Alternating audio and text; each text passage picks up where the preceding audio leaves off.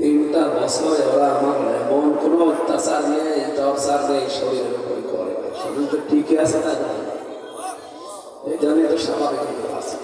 এত পাওয়ার আমরা ঔষধ খাচ্ছি, ডাক্তাররা বলছে সব বাদ দিয়ে মুখে টেপ মেরে পরীক্ষা, এমনি আস্তে আস্তে শরীর ঠিক হবে। টেপ মেরে পড়ে থাকলে আমরা আজকে গালি দিব, দাওয়াত দিয়ে আসবে, পারছি না। পরশুদিনও বলেছিলাম যে মাহফিলগুলো বন্ধ করে 4-5টা বন্ধ করে দিন, যেন স্বাভাবিক হয়ে আবার শুনে। আসলে কিছু বলার নেই, আপনারা তো আয়োজন করেন 1-1.5 মাস ধরে, হঠাৎ করে যদি 1-2 দিন আগে মানা করে দিতে এরকম হয় না। পারছি না, তারপরও জোর করে নিয়ে এসে তুলে দিচ্ছি। এখানে একটু মাথা আসতে পেয়েছে, গা ঘেমে যাচ্ছে। 2 মিনিট দেন, তারপর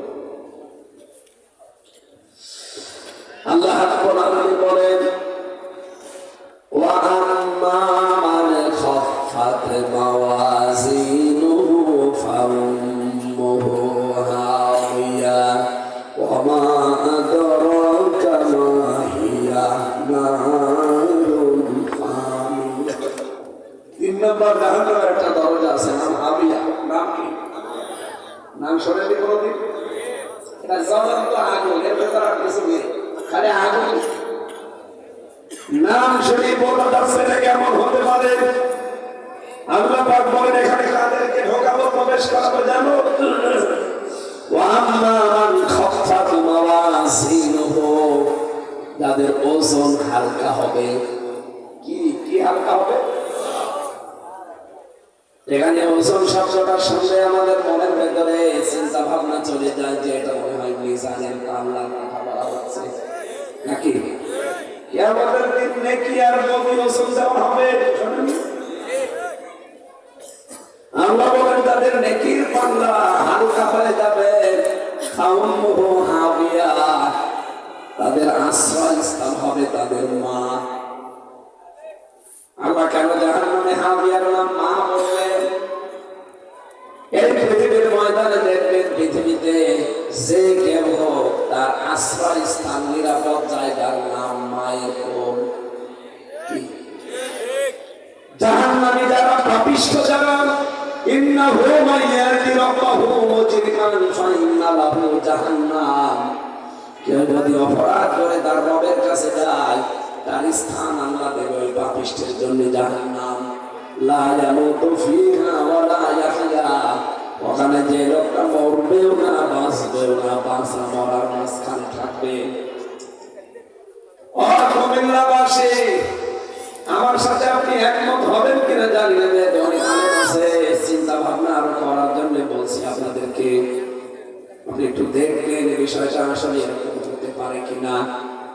রব্বুল আলামিন যে জানিয়ে দিলেন যে কিয়ামতে যার হালকা হবে ওজন, তাকে আমি আল্লাহ জাহান্নাম তার আশ্রয়স্থল বানিয়ে দেব। নবী আপনি কি জানেন এই হাবিয়া জাহান্নামের এই যে দরজা, এটা কি? এটা হচ্ছে পোড়াটাই আগুন। পোড়াটাই কি? বাংলা অর্থ ছিল।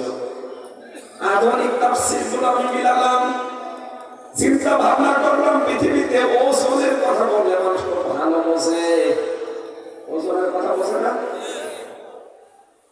এবার আসেন তো, ওজন করার প্রতিটি জিনিসের নাম আমরা আলাদা আলাদা রেখেছি। এই যে স্পেসটা যদি কেউ এখন বলেছে এটা একটু মেপে দেন তো, দাড়ি পাল্লা তুলে দেবেন, এটা মাপার জন্য আলাদা একটা যন্ত্র আছে, তার নাম গজ, ফিতা। এটা যদি গজ দিয়ে মাপেন, ফিতা দিয়ে মাপেন, তাহলে বুঝতে পারবেন এটা কয় মিটার আছে। এই যে জমিটার সামনে পড়ে আছে, যদি বলা হয় যে ভাই এটা মেপে দেন, দাড়ি পাল্লা তুলে দেবেন যে কয় কেজি দেখি, এটা মাপার জন্য গজ লাগবে, ফিতা লাগবে। এটা বুঝেছেন কিনা বলেন? এই যে আমাকে চা দিচ্ছে, আমি যদি বলি চাটা মেপে দেন তো ফিতা দিয়ে মাপবেন, এটার জন্য সিসি আছে, লিটার আছে, এটা কতটুকু দিচ্ছে লিটারের ভেতরে দেবেন, সিসি দিয়ে মাপ দেবেন, আপনি বলে ফেলতে পারবেন। তার মানে এটার জন্য মাপের যে আলাদা যন্ত্র, তার নাম সিসি, তার নাম কি? লিটার। এখন যদি বলে কোরআন শরীফটা মেপে দেন তো একটা একটা করে অক্ষর তুলে তুলে মাপবেন। এটার জন্য মাপার যন্ত্র দাড়ি পাল্লাম বাট খাড়া এই কথা বলছে না। কতটুকু আছে, কয় কেজি হবে, 2 কেজি না 1.5 কেজি, এটা বলা যাবে না। তখন এটার জন্য যে মাপের যন্ত্র তার নাম হচ্ছে কেজি, বাট খাড়া, আর কি বলে স্কেল। এবার আসে বাস্তবতায়। কিয়ামতের ময়দানে আল্লাহ বলবেন মাওয়াজিনহু, যার ওজন হালকা হবে খাপছাপ। কিয়ামতের দিন আল্লাহ যেটা মাপবেন আমরা সবাই জানি, তার নাম আমল। হয় বদ আমল নাই নেক আমল। যেহেতু আমরা অনেকেই মনে করি দাড়ি পাল্লায় আল্লাহ তুলে দিয়ে মাপবে, এইদিকে বদ আমল এইদিকে নেক আমল, এভাবে তো নাকি? আপনার এই বাংলাদেশে কোন পাগল বিশ্বাস করবে যে আমল দাড়ি পাল্লা দিয়ে মাপা যায়? আমল মানে কি বলেন তো? কাজ। আমল মানে এটা বাদ দেওয়া লাগবে না, এটা গেবাদ করবেন। আমল মানে কি? কাজ। কি কোন পাগল দাড়ি পাল্লা দিয়ে মাপে যে 5 কেজি কাজ? কাজ মাপতে হয় গুরুত্বের ভিত্তিতে নাকি? প্রিন্সিপাল সাহেব আমাকে একটা কাজ দিয়েছে, এই কাজটা উনি মাপবেন কি করে, উনি দেখবেন কি করে কাজটা, উনি গুরুত্বের ভিত্তিতে দেখবেন যে কাজটা গুরুত্ব দিয়ে হামসা করছে কিনা। কথা বলে না? এবার আসেন এই যে স্টেজ, এটার গুরুত্বপূর্ণ জিনিস আছে 2টা, একটা খুঁটি আর একটা সামিয়ানা। কি এই 2টাই গুরুত্বপূর্ণ। এখানে গুরুত্বহীন অনেক জিনিস আছে। এই টেবিলটা, এই টিস্যু বক্স, এই চায়ের কাপ, এই যে সামিয়ানাটা, এক কথা বোঝা লাগবে। এইগুলো যদি না থাকতো কেউ স্টেজ বলতো না। একজন বলছেন না, ওর মাথায় একটা লাঠি দিয়ে বাড়ি মারবে। এখানে স্টেজ হওয়ার জন্য আমার প্রথম শর্ত হচ্ছে খুঁটি লাগবে, 2 নম্বরে সামিয়ানা লাগবে। খুঁটি আর সামিয়ানা বাদ দিলে স্টেজ হবে। খুঁটি আর সামিয়ানা যদি থাকে, বাকি যদি কিচ্ছু না থাকে, তাও মানুষ বলবে এটা স্টেজ। আল্লাহ পাক বলেন কিয়ামতের দিন আমি গুরুত্বের ভিত্তিতে তোর আমল মাপবো, কাজ মাপবো। কিয়ামতের ময়দানে গুরুত্বের ভিত্তিতে যে তোমার মাপা হবে, আমি আবার আলেমদেরকে ক্ষমা চেয়ে দিচ্ছি। আপনি চিন্তা ভাবনা আরো করবেন। আমার ছোট মাথায় তো চিন্তা ভাবনা এটা ভুল হতে পারে, আপনি একমত নাও হতে পারেন। আপনার হাতে পায়ে ধরে বলছে আপনি আরো চিন্তা করেন, দেখবেন মানুষের জীবন অনেক পরিচ্ছন্ন হয়ে যাবে। কিয়ামতের দিন সবাই বিশ্বাস করেন যে আমল মাপবে, আমল মানে কাজ, নাকি আমল মানে কিছু আছে? আমল মানে কাজ। আর কাজ মাপবে মানে দাড়ি পাল্লা দিয়ে না, কাজ মাপে গুরুত্বের ভিত্তিতে। তাহলে কোরআনে কারিমে আল্লাহ গুরুত্বপূর্ণ কাজ কয়টা দিয়েছেন? 500। কয়টা? 500। কোরআনের শরীয়তের বিধান আপনি 500 পাবেন। এই 500টা গুরুত্বপূর্ণ কাজ আপনার জীবনে থাকা লাগবে। বাংলাদেশে বহু মানুষ আমরা দেখি 499টা মানে, কিন্তু একটা মানে না। বলেন তো এখানে গুরুত্বপূর্ণ যে 2টা বললাম, সামিয়ানা আর খুঁটি, একটা যদি না থাকে আর একটা থেকে থাকবে। আরো যদি বলে শুধু খুঁটি টাঙিয়ে রাখলেন, কেউ বলবে এটা স্টেজ। শুধু সামিয়ানা দিয়েছেন, দেবেন কোথায়, কেউ বলবে এটা স্টেজ। তাহলে গুরুত্বপূর্ণ এই 2টাই রাখবে। এজন্য যত ফরজ বিধান আল্লাহ কোরআনে দিয়েছেন, দেখবেন তার ভেতরে আবার আলাদা আলাদা কিছু ফরজ আছে। যেমন নামাজ ফরজ।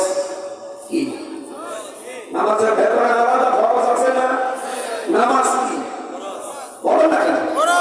এই নামাজের ভেতরে ফরজ কয়টা? 17টা, 13টা। না, আমার গলা ভাঙা এক, আপনাদের বাণী সাড়া পাচ্ছেন। কথা কি বুঝতেছেন না? সাড়া দেন না, বুঝতেছেন?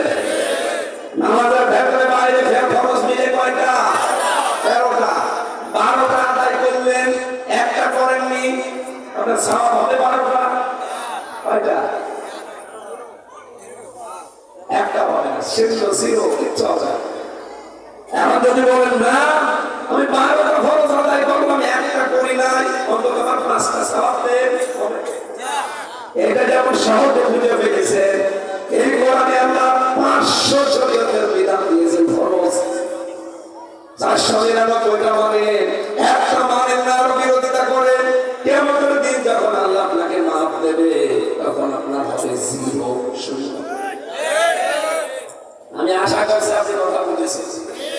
এরপর যদি না বোঝা ভান করে থাকে, এদিকে আসে কানের নিচে এমন করে দুইটা দেবো, সব বলে থাকবে। গুরুত্বের ভিত্তিতে মাপ দেওয়া হবে কি আমাদের? সুতরাং আমাদের উচিত গুরুত্বপূর্ণ কাজগুলো আগে করা। গুরুত্বপূর্ণ কাজ নামাজ, একটা বোঝা যায়।